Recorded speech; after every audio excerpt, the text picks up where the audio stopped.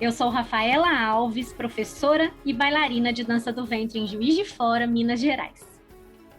E eu sou a Vanessa Castro, bailarina de Curitiba, morando na Nova Zelândia. E está no ar mais um episódio do Belly Dance Podcast. Siga a gente no Instagram, @bellydancepodcast, @RafaelaAlvesDance. E @Vanessa Castro Dance.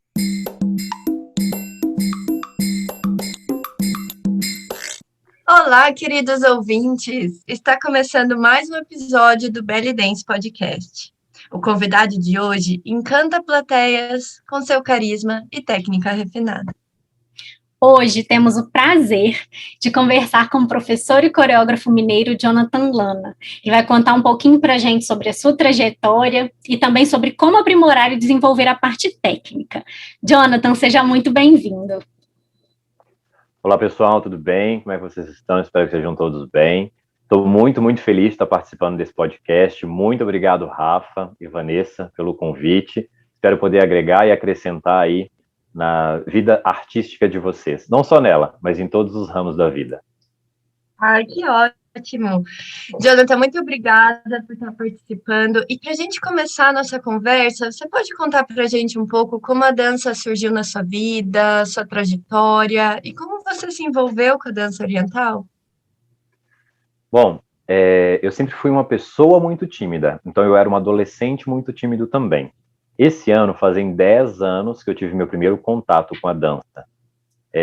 Buscando tirar um pouco dessa timidez, até outra atividade física, porque eu gostava de esporte, mas eu queria ocupar um pouco mais meu tempo.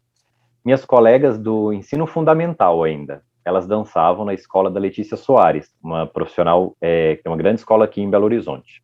Elas eram minhas colegas de turma, e eu tinha contato constante com elas. Quando tinha uma festinha de professores, elas dançavam dança do ventre na sala. A gente levava um bolinho para a professora e tudo mais. Esse era meu primeiro contato. Achava sempre tudo muito lindo, mas na minha mente era uma dança exclusivamente feminina. Até que um dia uma amiga me mostrou um vídeo de Tribal Fusion, que é uma vertente da dança do ventre, e foi onde eu me encantei e eu vi possibilidade de praticar algo de maneira bem amadora mesmo, naquele primeiro momento. Não tinha pretensão nenhuma de me tornar profissional, era só para estar fazendo uma atividade extra além dos estudos, e foi aí que eu tive meu primeiro contato. Eu fui buscar fazer aula, até na escola da própria Letícia, que era uma referência aqui para gente, é uma referência ainda, e eu fiz algumas aulas, e essa professora falou que eu precisava procurar um outro professor, porque ela não dava aula para homens. Foi aí o meu primeiro contato com a dança do ventre. Nossa, que legal. Então foi com as tuas amigas, né? A partir de amigas que te apresentaram para a dança. Sim, sim. Eu sempre ficava no pé delas, tipo, me ensina um passo, me ensina outro passo. Então, eu sempre sabia fazer shimmy, que é simples, mas não é fácil, né? Eu sempre falo que o shimmy ele é simples a maneira de execução, a maneira básica, mas ele não é fácil de fazer. E fazia Hagala, que é um outro passo, e ondulação inversa. Esses passos eram o que eu sabia fazer, que elas me ensinavam sempre. E eu ficava encantado. E nesse primeiro momento, Jonathan, como que foi essa questão das aulas para você, né? Que você falou assim, a professora te orientou a procurar outra escola, porque ela não dava aula para homem. Como que foi isso, assim, esse início? Eu sempre fui uma pessoa muito tranquila em relação do que eu só não posso fazer aquilo que fisiologicamente meu corpo não é capaz de fazer. Uhum. Então, a partir do momento que eu entrei nas aulas de dança e eu conseguia reproduzir os movimentos, então aquilo também servia para mim. Eu não tinha contato nenhum com a cultura, com a parte nesse ponto, que é um ponto um pouco mais embaixo, né? Mas mesmo depois, tendo contato com a cultura também, eu não tive nenhum receio, nenhum preconceito comigo mesmo em relação a isso, a estar praticando essa dança. Mas eu ia muito encantado para as aulas. Eu acredito que quando a gente gosta de algo mesmo, né, a gente vai até mais cedo, fica lá ou vendo as outras alunas, esperando o seu horário de entrar para fazer a aula. A aula parece que é um momento que abriu a porta do paraíso para você, e você está ali naquelas horinhas, né, fazendo algo por você. Quando ela falou isso comigo, eu fiquei muito chateado, mas eu fui atrás desse professor para procurar fazer aula com ele, porque eu não queria parar ali. Eu queria cada vez aprender mais, né? A gente que é aluno, a gente quer aprender cada vez mais. E foi quando eu procurei ele e achei o Breno Braga, que na época era Breno Iude. Não, Breno, gente. Isso foi qual ano, Jonathan? Isso foi em 2011, no finalzinho de 2011. Entendi. Porque, assim, hoje em dia a gente vê muitos homens dançando, né? Mas a gente precisa voltar lá atrás e entender um pouquinho mais da história, né? Desses bailarinos que a gente admira tanto, porque vocês, né, junto com uma galera, aí abriram caminho, né? Para que as coisas hoje em dia estivessem do jeito que estão, assim, né? A dança do ventre masculina sendo respeitada, né? E uma das coisas que chama muita atenção na sua dança é a qualidade técnica, o seu controle corporal, a limpeza dos seus movimentos. Então, queria que você contasse para a gente como que foi o seu processo para chegar nesse nível técnico. Existem várias vertentes que eu caminho por elas até hoje, como se fossem caminhos mesmo. Você vai chegar num lugar, mas você tem que passar por vários caminhos.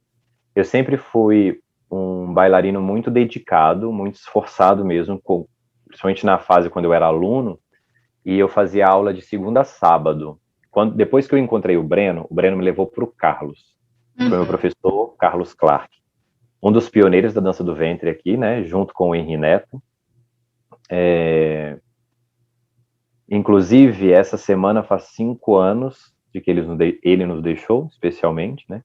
Mas, enfim, eu tinha uma rotina de estudo com ele de segunda a sábado, então eu fazia balé clássico, jazz, dança cigana, dança indiana, folclore árabe, além da dança do ventre, que eu fui tendo um estudo mais com ele mesmo, dentro dos passos básicos e buscando sempre a minha identidade. Ele sempre frisava muito que a cópia é um processo, mas ela não é uma morada. Então, eu absorvia muito as coisas, me inspirava muito, mas ele sempre ia trazendo e buscando cada vez mais a identidade de qualquer aluno que estava ali com ele. Então, eu tinha o caminho técnico, que eu trabalhava toda a técnica que era aplicada em todas as aulas, tinha o caminho de trabalhar a técnica que meu corpo assimilava melhor, que meu corpo absorvia mais, e isso eu trabalhava bastante, porque se você tem um ponto forte, você trabalha ele cada vez mais, ele vai se tornando cada vez mais forte. Então você tem que trabalhar os pontos fracos e os pontos fortes, mas eu focava sempre muito nos dois, não ficava lá focando só no ponto fraco para ele evoluir e eu ter um nivelamento. Então, além desses 2 pontos, eu trabalhava muito o autoconhecimento. Então, eu sempre me perguntava o porquê deste braço, o porquê deste movimento, o porquê de fazer dessa forma, e sempre conversando muito com a própria arte, né? A arte, ela comunica com a gente o tempo todo, então, até quando eu danço, eu falo que eu nunca danço um solo, eu nunca danço sozinho, eu sempre estou fazendo uma dupla com a arte, uma dupla com a música, porque ali é um relacionamento o tempo todo que está ali acontecendo. Eu só existo porque ela existe e a música existe porque eu existo naquele momento. Então, é um processo de que, além de ter esse trabalho técnico, um processo de autoconhecimento muito grande e de disciplina. Eu sei o que meu corpo absorve mais, então eu foco muito bem naquilo, sei o que ele não absorve tão bem, e eu foco muito bem naquilo também. Mas eu sempre levo para o palco o meu melhor. E uma coisa que você falou, assim, né, dessas frases que você acabou de dizer, a gente tira, assim, muitos ensinamentos, né? E uma coisa que eu achei legal foi você falar dessa coisa de trabalhar os pontos fortes, né? Como a gente precisa entender que não é, isso sai bem em mim, eu já sei, eu não vou treinar. Pelo contrário, quanto mais você treinar aquilo ali, que é um ponto forte, seu melhor vai ficar. Sempre tem jeito de melhorar, né? E esse negócio que você falou, eu achei muito lindo, de que quando você dança um solo, você não dança um solo, você dança uma dupla. E é muito verdade, né? É aquela coisa da gente estar junto ali com a música, com a arte, em cena. Então, Lindo demais. E assim, só mais uma curiosidadezinha. Você falou que treinava de segunda a sábado. Quantas horas por dia? Eu fazia aula de 6 da tarde às 10 da noite. Alguns dias eram de 4 da tarde às 10 da noite, mas era aula de, por exemplo, na segunda-feira eu fazia balé de 4 às 6, depois fazia dança indiana de 6 às 7h30, depois de 7h30 às 9 fazia jazz, depois eu treinava de 9 às 10 a dança do ventre. Então era, por exemplo, minha rotina na segunda-feira. Isso durante 4 anos e meio. Depois, na terça-feira, eu ia para Brigitte, estudava, fazia Bollywood com o Carlos lá. Mentira, tinha balé clássico antes. Organização corporal, que me ajudou muito no meu lado professor. Então, eu fazia organização corporal, que era uma mistura de balé e jazz. Depois Bollywood, depois folclore árabe. Então, aí tinha na quarta, balé clássico de novo de 4 às 6, depois dança cigana de 6 às 7h30, depois jazz de 7h30 às 9 e dança do ventre de novo. Aí na quinta e por aí ia sempre essa rotina, porque ele tinha várias turmas.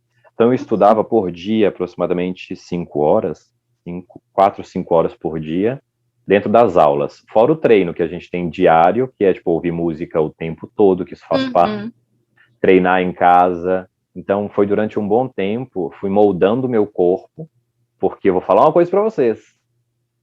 Isso vai ficar gravado? Óbvio. Eu era um bailarino que eu não tinha muito ritmo. Eu não tinha muito ritmo no corpo. Tanto que quando eu vou dançar outra dança hoje, um simples forró, algum axé, eu tenho uma certa dificuldade de entrar ali naquela cadência e tudo mais. Então, eu fui moldado muito. Eu acredito sim que Deus me deu um dom, que é o talento, mas a disciplina supera o talento, né? O Carlos sempre falava isso comigo. É verdade. Então, além do talento que Deus me deu, eu tinha muita disciplina nesse período. Então, eu fui moldando mesmo o meu corpo a entrar nesse mundo da arte e absorver tudo que eu podia absorver. Mas era um treino com bastante horas, mas eu era também... Só focava naquilo. Era o tempo que eu estava numa faculdade, que era para eu estar numa faculdade, eu estava ali fazendo a faculdade de arte com ele, né? Então era um treino bem intenso mesmo, de 4, 5 horas por dia. Nossa, que interessante, né? Saber a tua história e a disciplina e a dedicação e a rotina bem intensa, né? De dança e várias modalidades. E como você tinha essa rotina bem intensa, né? Como você falou, como se fosse uma faculdade de artes, né? Você já tinha essa intenção desde o começo de ser um bailarino profissional? Você já estava praticando todas essas horas com essa intenção de ser um bailarino profissional? Não, não tinha essa intenção, não. Eu estava, na verdade, ocupando o tempo. Como eu era muito tímido também, uma pessoa muito tímida, de poucos amigos, eu não sabia o que eu queria fazer ainda, sabe, de faculdade e tudo mais, a dança foi me puxando cada vez mais. E com a dedicação, o amor, né, o amor e a dedicação à arte, eu fui me destacando e também ao lado de pessoas, né, que me apoiaram bastante, fui tendo essa visibilidade e quando eu vi, o mercado estava me chamando para esse lado mais profissional. Aí eu busquei ter mais orientação para começar a ingressar nesse mercado devagarzinho, para poder contribuir da melhor maneira possível, né? Como as pessoas também esperassem que eu contribuísse para ele. Mas eu não tinha esse foco. Sim, e olha que interessante, né? Porque hoje a gente olha, você jamais, eu diria que você é tímido, né? Porque você tem uma desenvoltura tão grande, você interage com o público até pelas suas postagens e de vídeos, né? A gente sente essa interação, aquela piscadinha, né? Uma certa malandragem, assim, sabe, na expressão. E é muito interessante ver que isso foi realmente construído, né? Com muito esforço e dedicação. Não, e o problema com o ritmo da música? Não dá para acreditar, não. Vida que eu ia imaginar um negócio desse. Até hoje, por exemplo, um simples forró. Quando eu vou para uma festinha, eu fico morrendo de vontade de dançar forró, mas eu não tenho aquele gingado. É quando eu acho alguém que tem paciência, aí eu fico lá, com a pessoa dançando, o máximo que eu posso. Mas nem todo mundo tem paciência, né? Aí dança uma música e já quer sentar. Eu falo, nossa, vou caçar outra pessoa agora para dançar comigo. Jonathan, e como que é? Porque você teve toda essa história, né, de passar anos praticando tantas horas, e agora, né, você já tem uma rotina de ser professor, coreógrafo, bailarino profissional. Como que é seu dia a dia agora em relação à rotina de estudo, frequência de prática? Você mantém essa frequência intensa ou é mais focado agora nas suas aulas? Como que é teu dia a dia em relação a horas de prática? Olha, eu acho que meu corpo, ele tem uma memória muscular, até pelo excesso de aulas, né? E, eu, por exemplo, já tem um bom tempo que eu não faço aula de balé. Eu faço, às vezes, esporadicamente. E quando eu entro numa aula de balé, que é uma das aulas que eu mais gosto de fazer. Eu sei que eu trabalho com dança oriental, mas parte do que me nutre meu bailarino são as outras danças também. Então, quando eu entro para fazer uma aula de balé, meu corpo reabsorve muito, ele retoma muito rápido. E pelo contrário do que acho, eu entro para uma aula de balé intermediária, básica lá do começo, porque eu não jamais vou entrar numa turma lá do avançado para praticar. Não dou conta mais.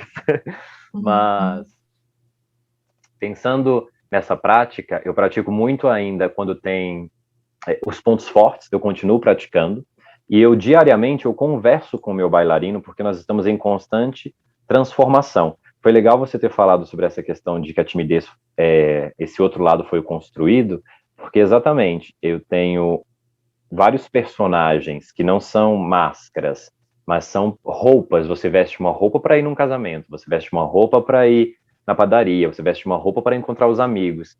Então, você tem personas dentro de você que estão para determinados momentos, né? Então, eu converso diariamente com o Jonathan Lana para saber para onde ele está indo, o que ele gostaria de fazer, o que o corpo dele está pedindo naquele momento, e eu pratico aquilo. A minha prática vem dentro daquilo que eu estou preparando para um show, além da rotina básica, tipo, de movimentos. Uma coisa que eu sozinho pratico muito é a base.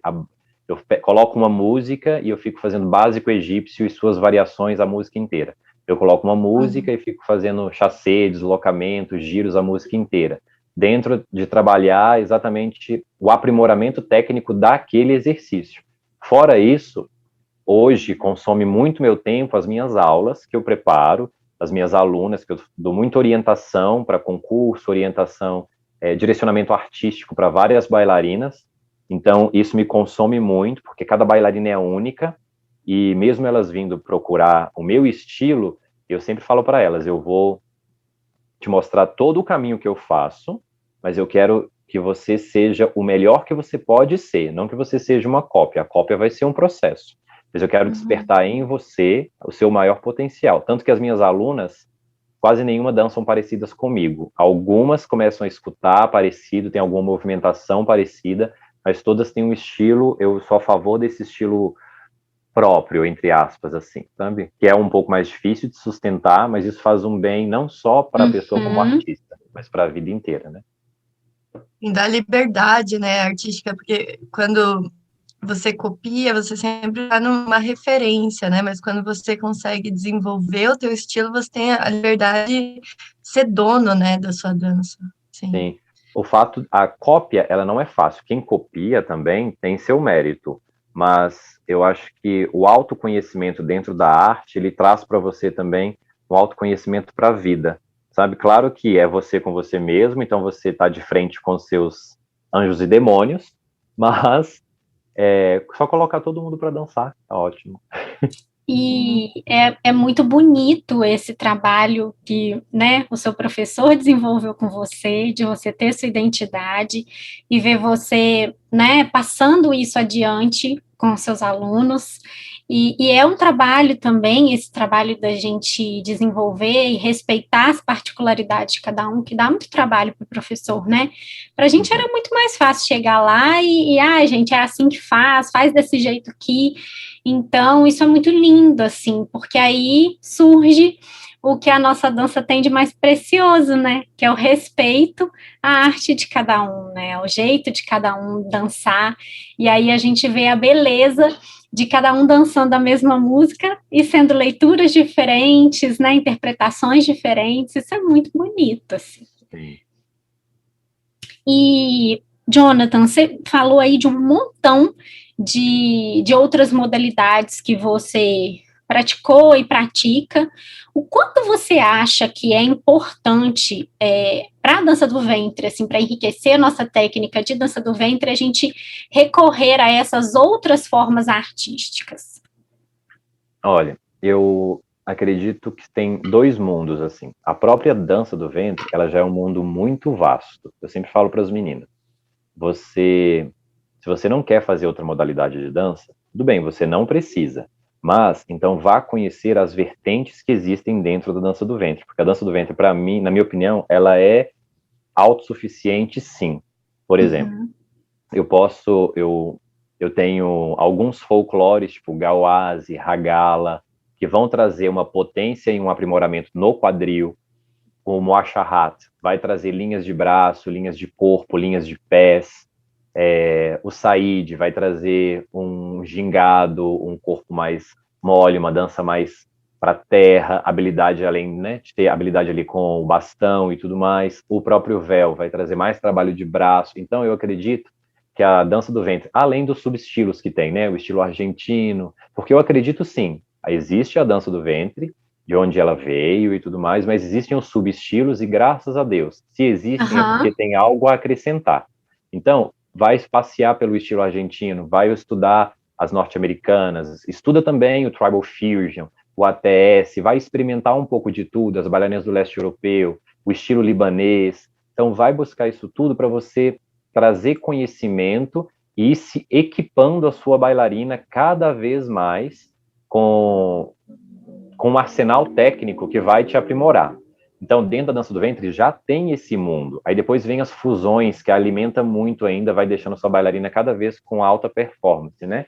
Mas tem um outro caminho, que se você é uma bailarina e você quer estudar outros estilos, a sua mente só vai expandir cada vez mais. Eu falo que o porquê, ele é muito precioso para a gente. O porquê fazer e o porquê não fazer, né? Então, quando você começa a absorver outras danças, você começa a se perguntar o porquê saudável, e isso vai trazer pontos positivos para a dança do ventre.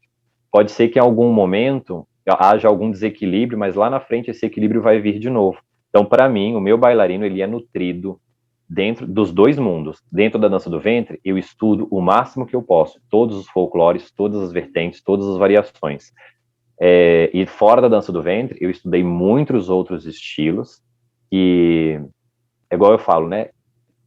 Trouxe uma vitamina diferente para a minha dança. Então, o meu estilo hoje, o meu estilo de dançar, a minha maneira de ensinar também melhorou e mudou muito por eu ter conhecimento com essas outras danças. Então, quando nasceu o meu estilo, Neil Hacks, né, igual as pessoas falam, é nutrido desses dois mundos. E eu acho muito válido quando a pessoa busca de outras danças para acrescentar na dança do ventre, como outras pessoas buscam na dança do ventre também para acrescentar numa prática de outra dança que ela tem feito. E fala um pouquinho para a gente, já que você falou aí do Neil Hacks, conta para a gente um pouquinho mais sobre esse conceito aí que você desenvolveu. Então, durante um tempo, eu paguei uma consultoria artística, porque eu estava precisando me posicionar no mercado de uma maneira mais firme, mais precisa, né? E tem pessoas que conseguem fazer isso naturalmente, tem pessoas que não. Inclusive, ao Criamos, as pessoas que me ajudaram são dois profissionais de Belo Horizonte, a Núria e a Michele Gil, fizeram um trabalho comigo é como se fosse um scanner, sabe? Elas procuraram saber como é a minha vida, onde eu moro, o que eu gosto de fazer, as características do meu bailarino, as cores que funcionam no meu corpo, como é o meu corpo, como é a minha imagem.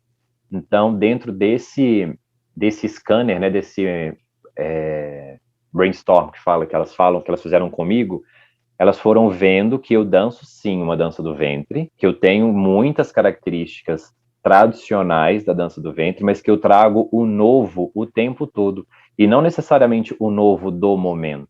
eu crio algo novo, além daquilo que está no momento, algo muito particular. Então, elas falaram, a gente vai usar, quando elas me apresentaram, né, a proposta, a gente vai usar o Rax, que vem, né, de Rax Shark, dança do Oriente, e o New, que é o novo, atemporal. Então, a gente vai juntar esses dois para você ter o seu estilo. Se você quiser falar assim, o meu estilo é o New Rax. Então, ele nasceu da forma como eu ouço a música, da forma como meu corpo carrega essas outras danças, a minha célula criativa, como eu crio, como eu penso numa sequência, ela não passa só pelo viés da dança do ventre. Ela passa pelo viés de todas as modalidades que eu tive até sair aquela sequência, que às vezes no detalhe de um pé, de uma mão, de um giro, vai ter a característica de outra dança, mas que não conflita com a dança do ventre. É sempre algo que agrega. É um plus, né? Eu falo que é uma vitamina. Quando eu ensino o estilo New Rax, eu ensino como eu danço, mas mais do que isso, como eu faço para chegar naquele resultado. Como eu ouço a música, como eu penso no porquê daquele braço, no porquê daquela perna, como que o som vai sair do meu corpo de maneira nova, atemporal, mas trazendo também aquela tradicionalidade que a dança do ventre é nutrida constantemente. Acho que é um pouquinho disso. Nossa, que legal, Jonathan. E quando que esse conceito surgiu para você? Quando que você desenvolveu? Ele foi desenvolvido ao longo do meu bailarino mesmo, só que eu não sabia, né? Ninguém me falou, olha, as pessoas sempre falavam, você dança diferente, mas ninguém nunca tinha me falado como e ter me dado segurança para ousar mais, entendeu? Então, foi em 2018 que esse conceito foi mais lançado, assim, até da minha linha de figurino, entender melhor que meu corpo é um corpo hipertônico, então que as minhas linhas são mais retas, do lugar onde eu moro, do estilo de música que eu gosto de dançar, do como eu visto na vida. Por exemplo, levar uma calça jeans para o palco com o tênis que eu usava na vida, isso eu jamais faria se eu não tivesse passado por esse processo. Então foi um processo de me abraçar mesmo, e entender as minhas dores também, no corpo, onde dói ali, onde dói aqui, como que eu vou fazer isso, ser melhor. Então, como que eu vou trazer esse Jonathan Lana para fora cada vez mais? Uma coisa só, terminando aqui. Por exemplo, o Carlos me ajudava muito a trazer esse bailarino. É o que eu faço hoje com as meninas. Eu tento fazer com que elas tenham essa personagem que vai ser o melhor delas. E ele falava sempre para mim assim, você olha seu cabelo, seu tom de pele, você é sedutor, você é meio Dom Juan, assim, não vai muito para esse lado do príncipe, não, você não tem muito jeitinho de príncipe, não. Você é mais Dom Juan mesmo, Antônio Bandeiras. Então eu fui, e ele sempre trouxe essa coisa mais latina também para mim. Então, foi muito bom e meu corpo absorveu muito, muito, muito fácil. Eu acredito que pela experiência dele, né, ele já me viu de um jeito e foi me direcionando para aquilo. E é isso que eu faço hoje. O New Hacks também é isso, com as meninas. Eu tenho um olho clínico muito bom para dar opções para as meninas e elas vão experimentando aquelas opções. Quando eu ver, ela já se encontra já. Tem aluna que chega pronta e você já fala, olha, você tem isso de ponto forte, isso de ponto forte, isso de ponto forte. Vamos trabalhar eles e vamos trabalhar esse ponto que não são tão fortes assim, mas que eles vão se tornar pontos de efeitos. Eu nunca falo que a bailarina tem defeitos. Elas têm pontos que vão se tornar pontos de efeito. Então a gente vai usar isso a seu favor. Então é uma maneira que eu tenho de pensar que acho que me torna o professor que eu sou.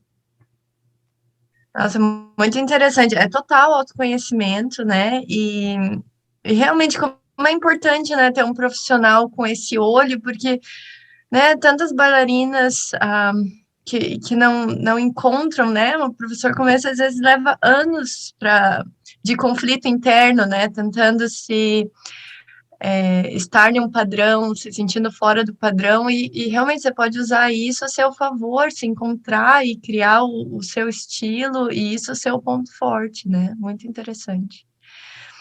Jonathan, você já deu dicas, assim, preciosas, várias coisas que você falou realmente nos faz refletir muito, e em relação a enriquecer e aprimorar a técnica, né? Você falou uma coisa que eu achei muito interessante, que é colocar uma música e trabalhar o movimento básico e ficar repetindo, né, aquele movimento básico, ou quando você faz uma aula, por exemplo, de balé, você vai fazer uma aula de básico, intermediário, e volta para aquele conceito, né, que o avançado é o básico bem executado, e que a gente sempre tem que voltar para o básico e refinar a técnica, e a partir do básico a gente consegue construir movimentos mais complexos, né, e a gente vê algumas alunas, algumas profissionais que, digamos, querem só estar na aula do avançado, e não tem essa visão, né, de como o básico pode realmente auxiliar no refinamento.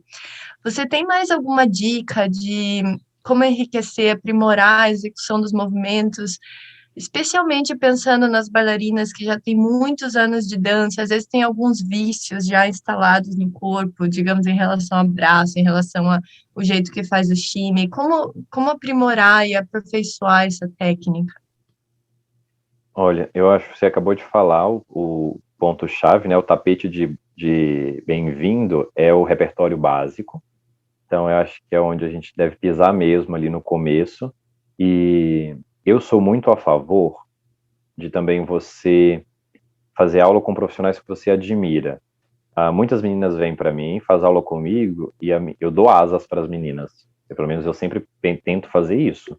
Ela vem, fica comigo um tempo e ela voa. Depois ela acaba voltando e tudo mais. Mas coisa que eu faço também. Eu faço aula com alguns profissionais, esporadicamente, que apresentam para mim algo novo ou chegam para mim com uma correção de algo básico, porque é um outro profissional com uma profissional que eu gosto, que eu já tenho contato, que me conhece, com uma outra visão. Então, esse fato, às vezes, de fazer uma aula esporádica, nós que somos profissionais, às vezes a gente vai fazer uma aula que muitas das vezes, eu falo que é uma consultoria, você senta ali com a pessoa te analisa, você vai sair da aula com, às vezes, 2 ou 3 questões para ser trabalhadas. Você, às vezes, não vai suar a aula toda. Você vai ter um contato ali mais de visual, de conversa, de alinha esse braço, prensa nesse abdômen, naquele pescoço. Então, você vai começar a trabalhar aquilo para acrescentar a sua bailarina, tirando aqueles vícios, tirando toda a carga, né, que a gente já vem de repetição, sempre pensando em aprimorar. Então, além do básico, eu acho que o processo do autoconhecimento e de se permitir fazer aulas com profissionais que você admira, que você gosta, é um caminho muito bom, de verdade. E profissionais que você tem afinidade, também é o mais importante. Uhum. Às vezes a sua dança nem precisa ser parecida ao mesmo estilo do profissional que você está buscando, né? Porque a gente vê isso, assim, às vezes os profissionais procuram fazer aula só com a pessoa que tem um estilo parecido com o dela. E fazer aula, às vezes, com uma pessoa que tem nada a ver com o seu estilo pode te agregar demais, né? A pessoa vai ter muita coisa para te acrescentar. Agora, Jonathan, eu queria saber agora de uma outra faceta sua, que é a faceta de coordenador. Como que é coordenar um grupo de profissionais, né, como Joias de Minas? E eu queria que você contasse um pouco mais dessa experiência e de como que foi para você, né, para vocês, conquistar o primeiro lugar no mercado persa na primeira apresentação de vocês como grupo. Nossa, o Joias de Minas foi um sonho mesmo. E é aquilo, né? Sonho que a gente sonha junto é só um sonho. Sonho que a gente sonha sozinho é só um sonho. Sonho que a gente sonha junto é realidade. As minhas amigas sempre falavam assim, a gente quer competir, só que a gente quer competir em grupo. Monta um grupo aí, Jonathan, pra gente competir. Eu ficava, não, ainda não, isso anos, né? Aí teve um ano que eu falei assim, vamos fazer então. Achei uma música, fiquei lá namorando aquela música e fiz o convite para as meninas. Aí lá tem meninas profissionais, semi-profissionais e avançado. Foi muito mágico a sensação de ter ganho o primeiro lugar no mercado persa, com um grupo completamente heterogêneo. É um grupo que eu gosto de trabalhar com grupos assim, porque eu consigo explorar o melhor de cada uma dentro de algum momento da música. E coordenar qualquer coisa não é fácil, né? Uhum. Mas Foi muito prazeroso, porque além de serem minhas amigas, minhas colegas, elas têm um respeito muito grande quando a gente está ali dentro da sala de aula. Acho que essa maturidade do profissional, do semiprofissional é bem claro, né? Então a gente vai construindo juntos ali. Nós tivemos um mês de coreografia, então eram 3 horas de ensaio toda semana. Então nós fomos criando a coreografia, tivemos 4 aulas de 3 horas, criei a coreografia inteira. Nós tivemos um mês para ensaiar e já para a competição. Eu que fiz todos os figurinos, eu quis ter esse carinho de fazer o figurino das meninas. Pensei num tom também que trouxesse mais clareza para quem estivesse julgando, para que eu tivesse o mínimo de erros, sabe? Eu falo que, às vezes, num concurso, quanto menos erro você dá para o jurado, melhor. Pelo menos porque quando eu estou avaliando, eu penso assim, a menina começa com 10 e eu vou tirando décimos ou pontos de acordo com erros, entre aspas, né? Que ela vai cometendo. Então, eu pensei até nisso, na cor do figurino, para deixar tudo mais clean, na movimentação, e sempre tentando trazer muito a minha maneira de ler a música para as meninas. Eu lembro que no começo foi desesperador para algumas. Falaram, meu Deus, eu não vou conseguir pegar essa sequência, é muito rápido, é muito isso, é muito aquilo. Mas depois a gente estava fazendo a sequência até de trás para frente, dentro das dinâmicas da aula. Porque tudo é o hábito mesmo, né? Tudo é o costume. E hoje, eu tenho contato com elas até hoje, né? A gente ensaia até hoje.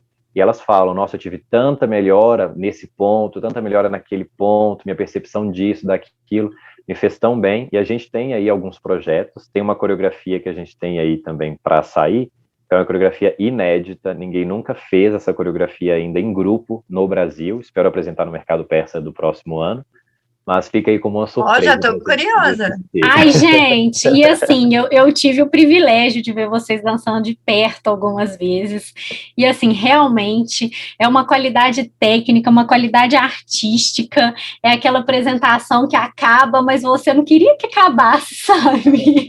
Porque é uma aula, né? É uma aula pra gente ali, enquanto profissional, ver uma apresentação assim né, com tanta maestria de vocês, assim, e eu já estou ansiosa para esse mercado persa, né, Brasil, porque todo mundo está esperando um evento presencial, e agora, então, aí, ó, mais um motivo, vamos ficar na expectativa. Uma novidade, Jonathan, e você pode contar pra gente algum momento especial, alguma dança especial que marcou a sua carreira, que ficou marcada para você na sua memória?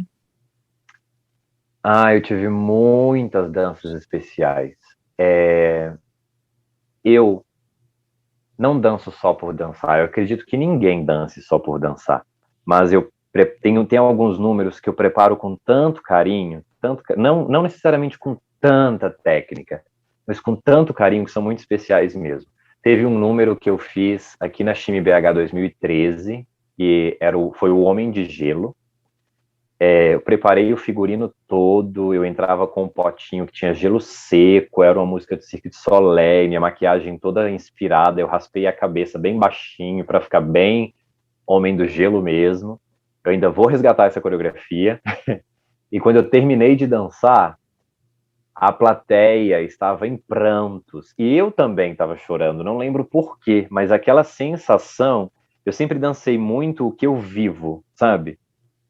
Mesmo coreografado, eu sempre deixei sair. Eu falo que no palco, eu estou ali vestido de figurino, mas despido mesmo da alma. Então, eu acho que chegou em todo mundo aquela apresentação.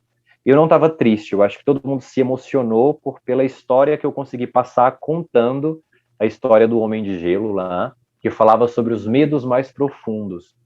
E ele estava no estado exatamente de congelamento por causa desses medos. Então eu tenho uma parte meio muito artística por trás de tudo que eu faço. Esse foi um número muito importante para mim.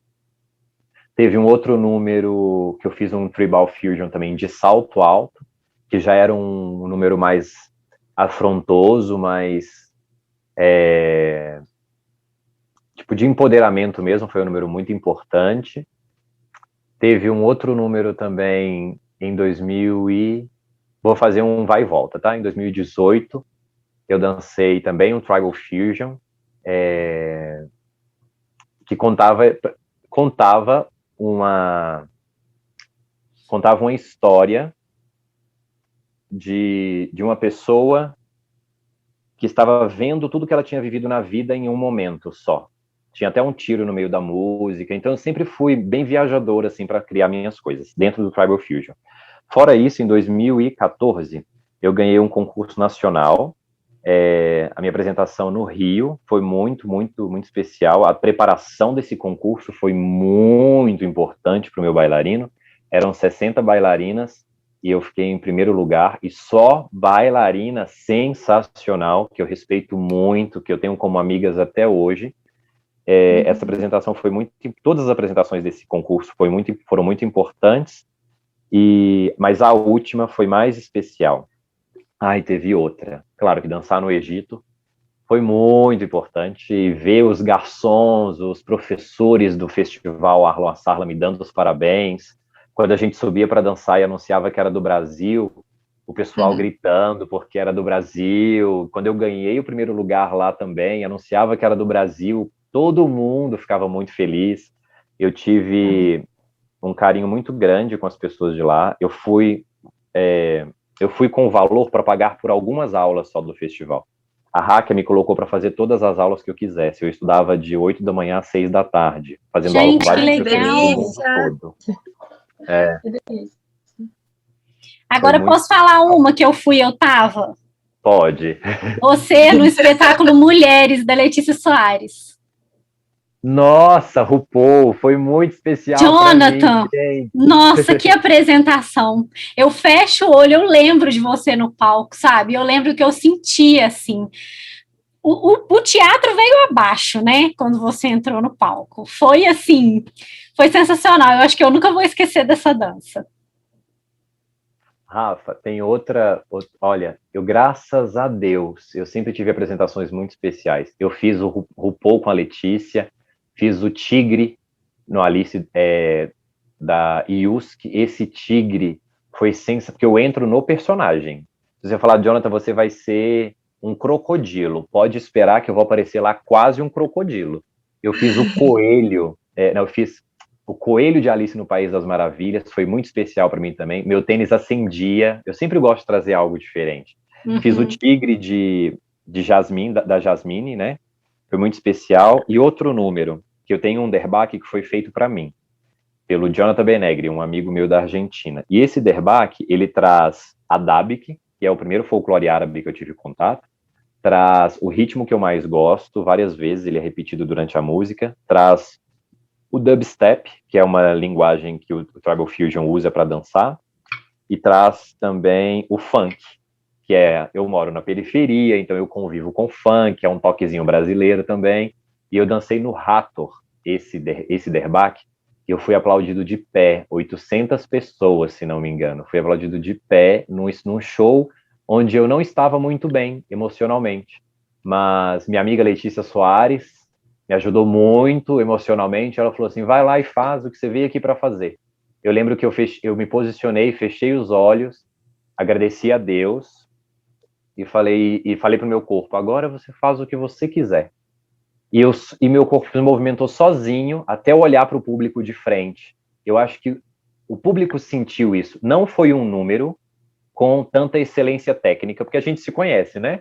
Mas chegou no público. Eu fui aplaudido de pé lá, aplaudido de pé na Bahia também, e teve outro evento que eu fui aplaudido de pé com esse derbaque. Então, foi um número muito especial para mim. Esse número foi realmente muito, muito especial.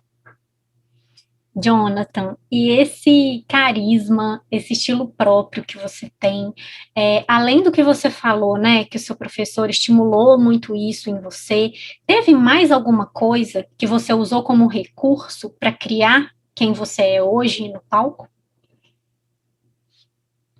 Eu fico até emocionado para falar, mas o apoio que eu tive dos meus pais, graças a Deus, eu sei que isso é um privilégio, desde sempre, em todos os momentos da vida. Assim. Meus pais, quando eles iam me assistir, eles ficavam com vergonha, porque eles falavam assim, não deixa ninguém saber que nós somos seus pais, não. Porque minha família é bem humilde mesmo. E eu fazia questão de que as pessoas soubessem que eram meus pais e o quanto eles ficavam felizes e orgulhosos disso. E isso me dava forças e me dava segurança para exatamente ousar em cena, sabe? Então, quando eu subo para dançar, eu sempre penso que, além de ser uma dupla com a música, eu tenho que, de alguma forma, deixar com que o público veja além do que o Jonathan é, mas que o público também se identifique vendo que, tipo, eu posso ser um pouco mais do que eu sou em qualquer momento. Então, acho que vem um pouco dessa ousadia e esse carisma. Já passou a emoção, graças a Deus. Controlei. Mas eu também fiquei aqui. Mas esse carisma eu acho que vem porque é o que eu gosto de ver quando eu estou dançando. Eu sou uma pessoa que às vezes eu causo muito impacto técnico. Aí as pessoas ficam meio que, meu Deus do céu, como é que eu vou chegar perto desse menino? Então, eu crio um pouco dessa descontração para exatamente trazer o público comigo, para o público saber que, tipo assim, eu estou aqui, ó, por você, porque eu e a arte, a gente está aqui porque você está aqui. Então, vem fazer parte disso com a gente, vem dançar com a gente. Então, eu tento levar isso um pouco para o público, sabe? Essa carisma, essa brincadeira, porque nós somos entretenimento, né? Independente se a gente dança num teatro, num restaurante, eu sempre quero que o público tenha vontade de dançar. Então eu tento trazer um pouco disso com carisma. E isso é um personagem que faz parte. Eu estou aqui do lado do meu guarda-roupa. Eu tenho uma parte do meu guarda-roupa que é do Jonathan Lana e uma parte do guarda-roupa que é do Jonathan Pereira, que é o outro Jonathan.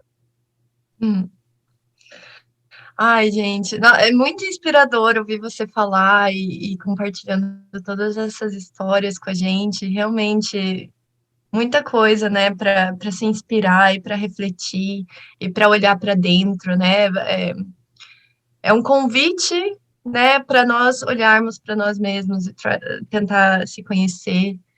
E você pode compartilhar uma mensagem final para os nossos ouvintes para a gente encerrar nosso podcast? Bom, eu acho que você já deu um ganchinho aí da mensagem que eu posso compartilhar com vocês. Eu acho que por mais que doa, por mais que às vezes a gente fuja disso, e talvez a gente não sabe o caminho também, né? Mas buscar sempre o autoconhecimento. Eu falo que a arte, ela é como se fosse um óculos. Que você coloca e você é capaz de enxergar arte em tudo. Outra coisa, né? Arte é tudo, mas não é qualquer coisa. A gente sempre tem que pensar por esse lado. Só que esses óculos da arte, quando a gente coloca, ele também tem uma lente muito grande, muito iluminada, que vira para dentro de nós mesmos. Então, muitas respostas da vida, não só da arte, mas estão dentro de nós. E a gente precisa ser amigo do tempo, confiar no tempo, trabalhar duro, continuar na disciplina, no foco, no talento, ali trabalhando de todas as maneiras possíveis para alcançar aquilo que você deseja, mas sempre tendo muito carinho consigo mesmo. Acho que é o mais importante. E saber que tudo passa.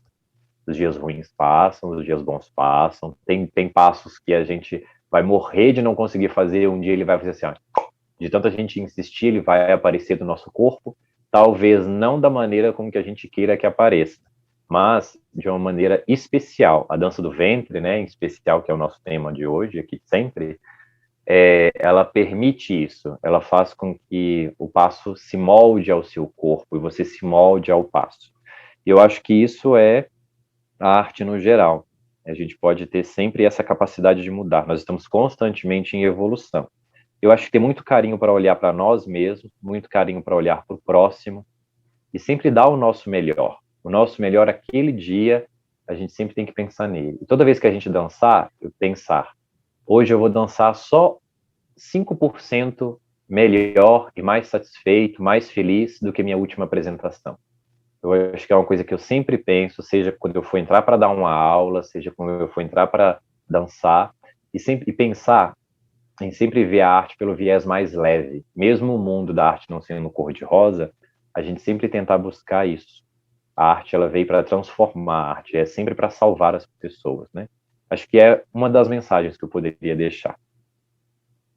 Nossa, gente, eu senti que a gente queria muito falar de técnica e a gente falou muito além dela. Então, eu acho que esse podcast vai ser um podcast que eu e muita gente vai colocar para ouvir sempre que aquele momento que a gente não está tão motivado aparece, sabe? Porque aparece para todo mundo, né? Então, Jonathan, muito obrigada por ter compartilhado com a gente uma parte da sua história, com tanta generosidade. Eu estou saindo daqui muito melhor do que eu cheguei. Então, muito, muito obrigada. Foi um prazer receber você aqui. Eu que agradeço. Gente, até o próximo podcast. Um beijo. Beijo! Beijo, beijo.